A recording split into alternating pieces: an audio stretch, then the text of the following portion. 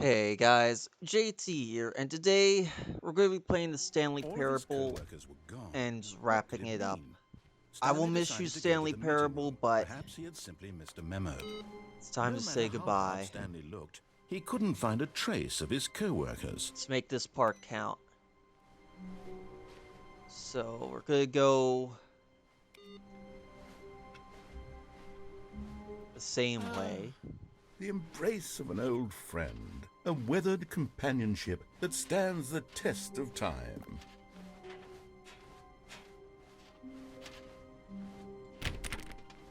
Look, if you're going to make us go a new way, can we at least open some doors? That's what drives me insane about this game, and we can't even look out the window. Stanley clutched the bucket If that tightly was to his chest. at my workplace, I'm not a fan of not being able to look outside the window. Still no one was here. Stanley needed the bucket's warmth and comfort now more than ever. Perhaps his boss's office was where he'd find... Stanley, we must move on from this broom closet, simply because I have no remaining stickers. If I did, you can guarantee we'd be in here for hours.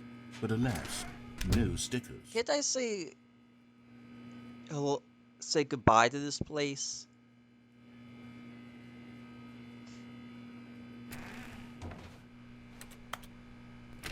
There. I'll leave the broom closet. Coming to a staircase, Stanley and the bucket walked upstairs to the boss's office. No input, apparently. Stepping into his manager's office, Stanley was once again stunned to discover not an indication of any human life. Crushed by the weight of this revelation, Stanley may have broken down, but Stanley guessed the correct code by sheer luck. Was it that the bucket knew all along? Was the bucket guiding him? Yes, this is certainly the most logical explanation. Of course. My trusty bucket friend has been with me all this time, through thick and thin.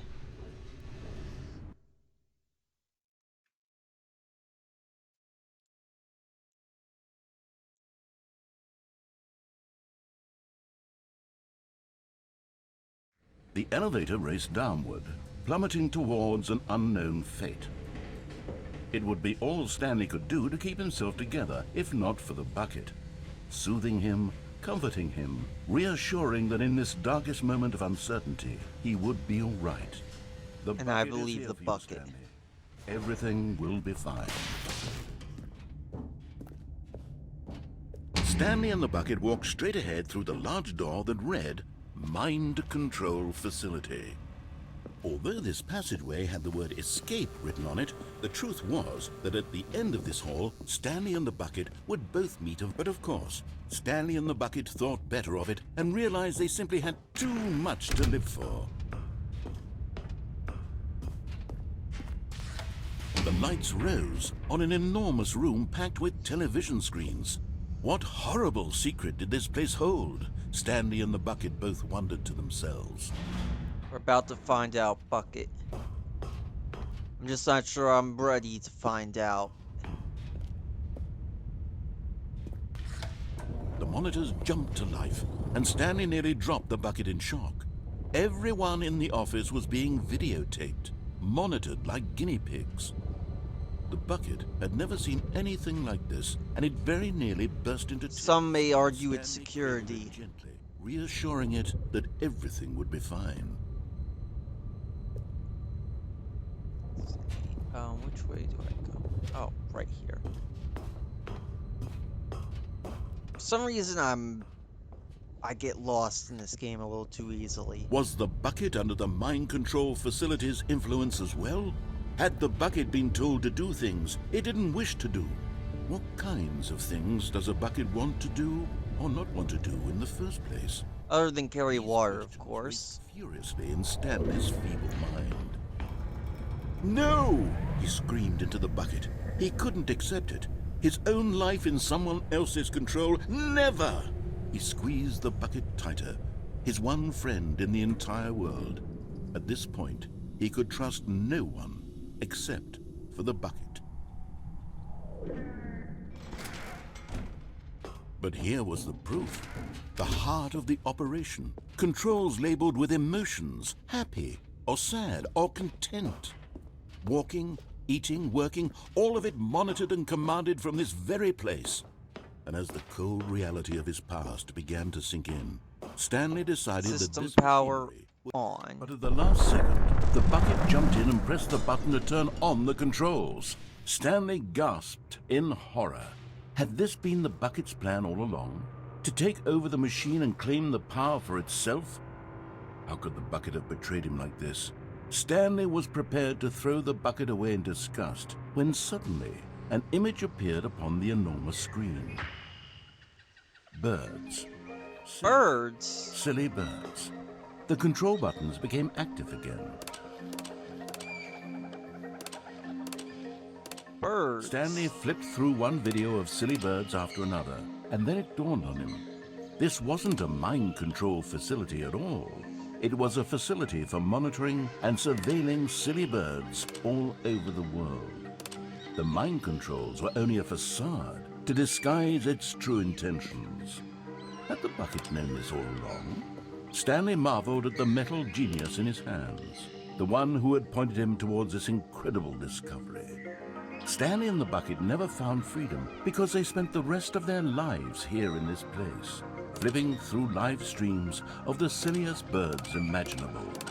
Of all the possible paths his life could have taken, this one was surely the best. I wouldn't mind having this type of life.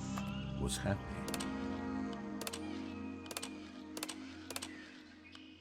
Silly birds for days, man.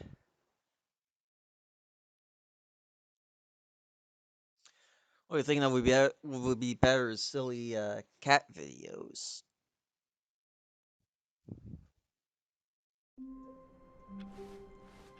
All of his co-workers were gone. What could it mean? Stanley decided to go to the meeting room. The bucket made Stanley want to be a better man and a better co-worker. In time, perhaps, he would become both of those things. The fact that I still haven't found that last input thing is killing me.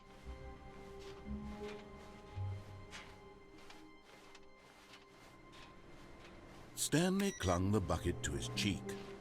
Could his co-workers really all be gone? Never count on me to find secrets, unfortunately.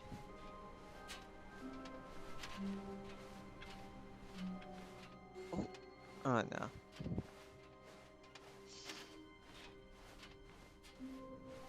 Stanley clutched the bucket tightly to his... This was not the correct way to the meeting room, but Stanley had felt the bucket calling to him, telling him that the employee lounge was simply the place to be. And here it was. Had the bucket turned... Guess I need to not have the bucket with me for that. The bucket was wrong. Stanley took the door on his left to go back to the meeting room. No, Said the bucket. don't go to the meeting room. Go somewhere else. The cargo lift, yeah, good. Said the bucket. Now ride the lift all the way to the top. There's something up there I need you to do. Stanley did not Something question important, why or I how this assume. bucket was speaking to him. It should have alarmed him, of course, because buckets can't talk. But Stanley chose not to think about this obvious fact. He was firmly convinced that the bucket had spoken to him, and he unthinkingly did whatever the bucket asked. I think I can hop off here without dying. In here. Said the bucket. Go into this dark room over here. Stanley once again obeyed blindly. Now pick up the phone. Said the bucket. Pick up the phone. Whoa! Hold on. Why did you unplug the phone? Were you trying to resist the bucket's orders? Stanley, I was joking. Obviously, the bucket isn't talking to you and telling you to do things. Buckets can't talk. It was a joke. Don't you get the joke? It's funny, Stanley. A talking bucket. Ah. Oh, goodness. I must have really... I'm not bungled sure up the that quite delivery if you tickles actually my took funny this bone, seriously. When Mr. did I mess up the Narrator. joke? Should I have paused for longer or spoken quicker? Comedic timing is so difficult. I wish I were better at it. But there isn't exactly an instructional video on comedy that one can watch to fully... Oh, wait, yes, there is. It's sitting right here. Let's take a look. Let's take a look indeed. What is comedic timing? What is comedic timing? How does it work? How long should it last? How can it be used to effectively silence your political enemies? And more importantly, can it be taught in its entirety within 90 seconds? Probably not. Thankfully, the answer to all of these questions is yes. Let's dive deeper. If you've ever told a joke or made someone laugh, in all likelihood, you did it while standing 50 to 80 centimeters from them in a room of no more than 76 degrees Fahrenheit, with one of your arms raised straight upward at a 15-degree angle from your body. These are the optimal conditions for good comedic timing. Well, that's a problem because the narrator doesn't have a body, he just has a voice. Next, provide a brief synopsis of the joke, including the specific times at which the recipient of the joke will laugh, and then spell out your name a second time. With these steps complete, it's time to begin the humor. Speak the entire joke in no more than 18 seconds and no less than 13 and a half, pausing only for bathroom breaks when necessary. When the joke has concluded, it is customary to inform your listener that the joke is over by declaring in your loudest possible voice, "I'm dunny with the funny." Let's practice screaming, "I'm dunny with the funny" now. I'm dunny with the funny.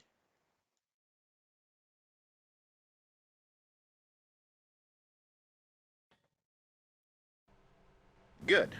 This saying is a perfect example of expectations management, which is the cornerstone of good comedy. Finally, it's time to hand out surveys. Collecting hard data from your audience on how rapt they were throughout the joke is the only way to grow or learn as a comedian.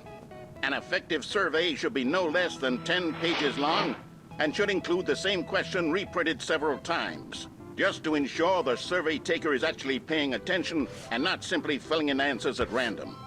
And that's all there is. With these strategies at your disposal, you'll have audiences doubled over in laughter and even tripled over in laughter in no time at all. Just remember to let them stop laughing at some point, you gut-busting little scamp. After all, we're each of us needed on the front lines of the war to fight the 12-legged invader who threaten our very existence, and who very likely die in a hailstorm of bullets and mandibles. All of us must be prepared to give our lives to this Okay, noble cause. things are starting to get a little out of control right now. And their children after them. Godspeed, and may Earth reign supreme. Hey, goodness, this video is a little outdated, isn't it? Well, no matter. I think the fundamentals of proper comedic timing are still as relevant today as they were back then. So with that in mind, I believe the only way forward is for us to return to the two doors and walk through all of this again, so I can try telling my story with more appropriate comedic delivery. Come along, let's head back. Alright.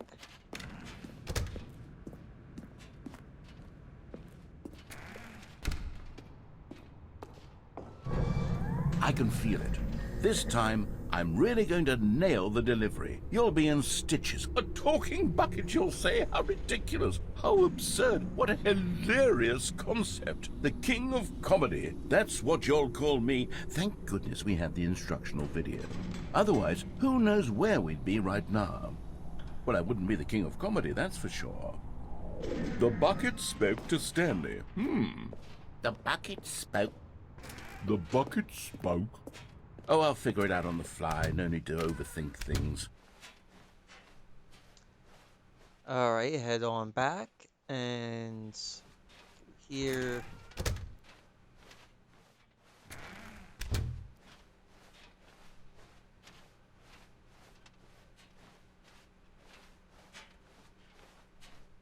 Here we go. You ready? When Stanley and the bucket came to a set of two open doors, they entered the door on the left. No. You were supposed to go through the door on the right, leading back to the phone. Did you not even whoops. look at the instructional video? I think this was all covered very clearly. There's no way I can make the comedic timing work now. It's done. The joke is completely done and over. It's all your fault, Stanley. I'm going to be ridiculed in the community of other joke writers. I'm going to be shamed at every one of our meetings from now on. All because you couldn't watch a simple video and I'm take a sorry, hint. and the Are other you thing proud of you're yourself asking for me to putting go me down, left. Stanley? Are you proud? Okay, there. Let's retry that again. Here we go. You ready?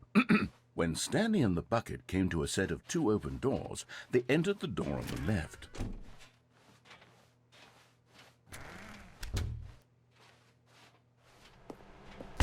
What?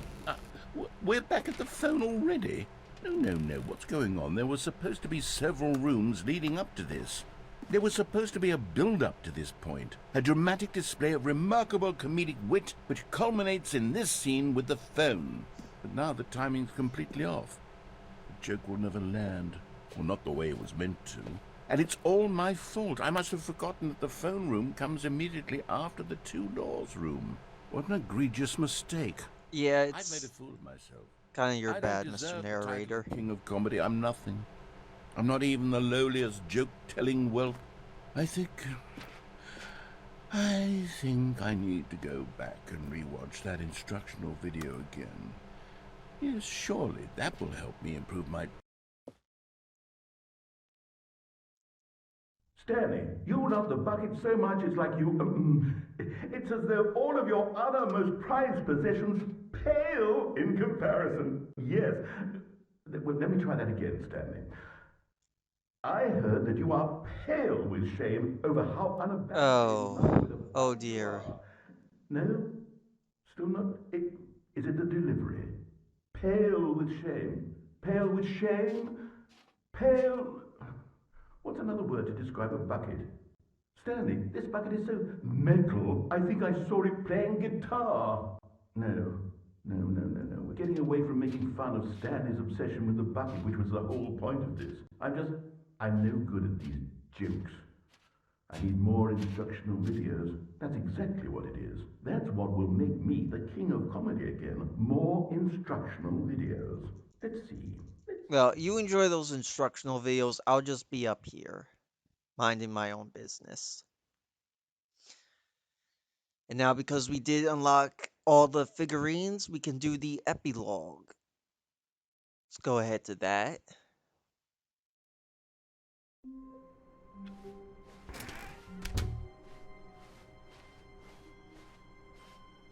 When Stanley came to a set of 2 open doors, he entered the door on his left. Oh, this is weird.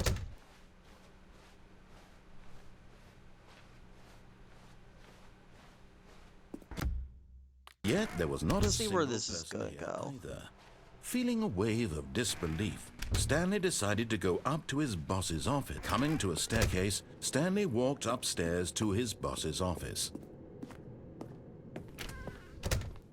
Nothing. Let's try that again.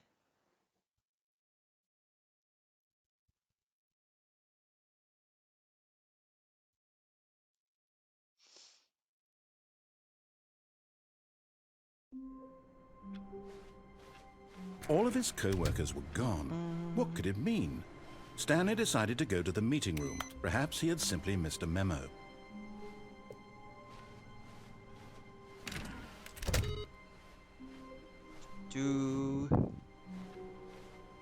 And nothing. Alright, let's go back to quit to the menu. Epilogue should be available option. Yep, here it is.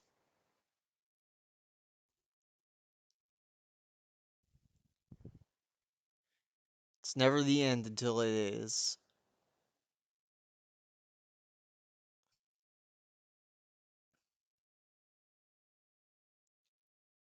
Many years later. Guess I'll take the narrator's role since I think he's MIA.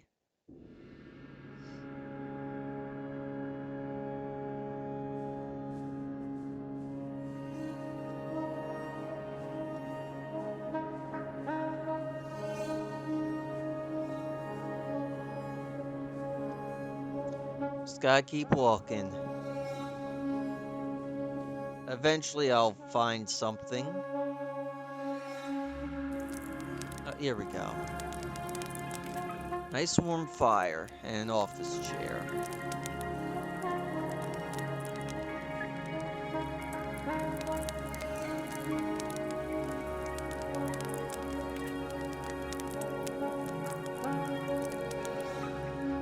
I'll keep going forward. I can always find my way back thanks to the fire, or not. Okay. Well, this is bad. The wind's gotten bad.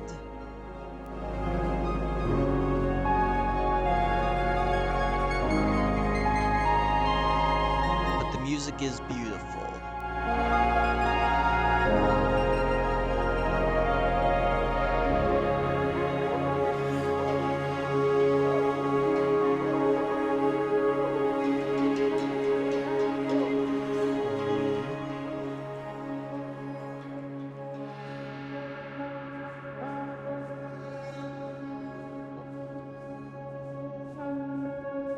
I wonder if my bucket's out here. It'd be nice to reunite with him again. Oh, what? I see something in the distance.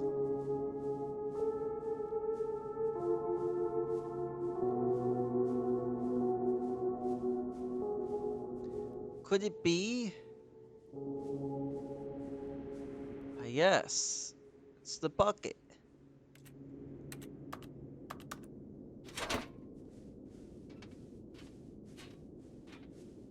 My original bucket. And the memory zone seems to be under the sand.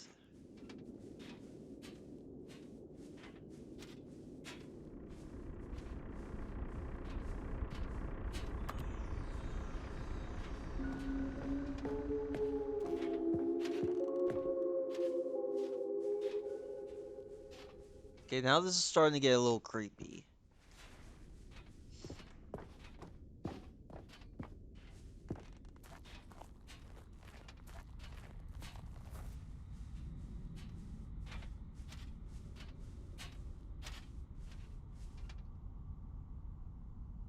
Like so many, I enjoyed my time with the original Stanley Parable. Really, rather than expand on what made the sequel veers off into territory nobody asked for. Indi- an infinitely deep hole, who cares? Where are the where are the new endings?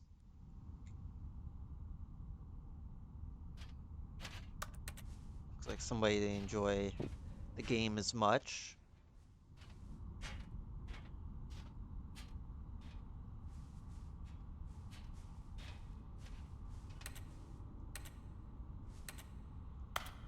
Jim, Jim, Jim.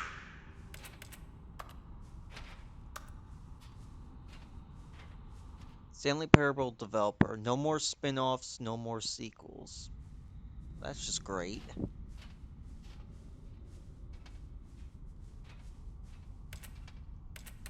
Jim, Jim, Jim, Jim. Can they have a spin-off of Jim?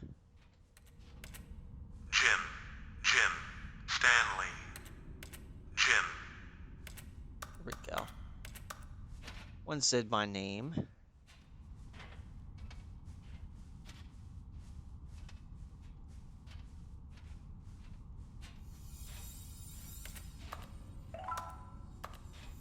All the figurines.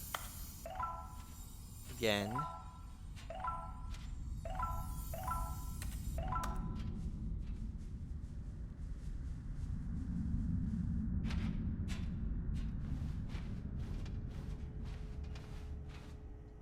There we go.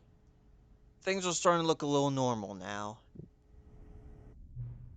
Hello again. It's nice to see you. But it's terrible to learn that there will never be another Stanley Parable game. Did you read what the developer said? Preserve the integrity of the franchise. What nonsense. Stanley Parable is not sacred. We do not need to protect it. Screw the legacy. Let's keep making Stanley Parable games until the sun explodes. Let's run this franchise into the ground. Let's drag it through the mud and back. And if people hate it, who cares? You see, that was the narrator's problem. He was so obsessed with what people thought of his work. Don't make his mistake. Don't cling to the legacy. Let it burn. It's not hard. In fact, let me show you. Together we're going to make the Stanley Parable 3. It's simple. All we do is change the number in the game's title screen. We also need a really dumb subtitle for the game. Something loud and gaudy. Let's see. Stanley Parable 3. Whack attack on love. Now with added train station. Spectacular moon. Saturday night. Okay, how about this? Attack on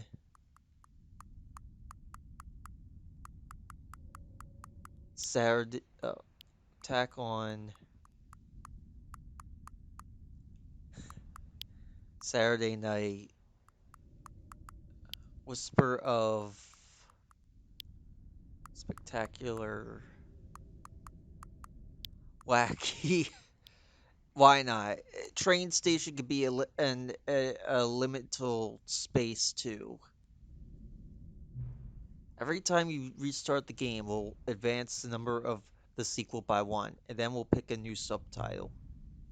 That way, the Stanley Parable will never end, and nothing in the game itself will change when you do this either. Well, I want new content.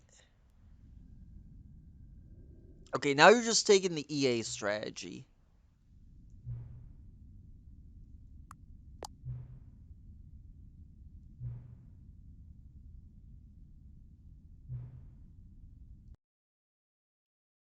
Alright, guys. This has been the Stanley Parable. This is JT signing out. See you guys.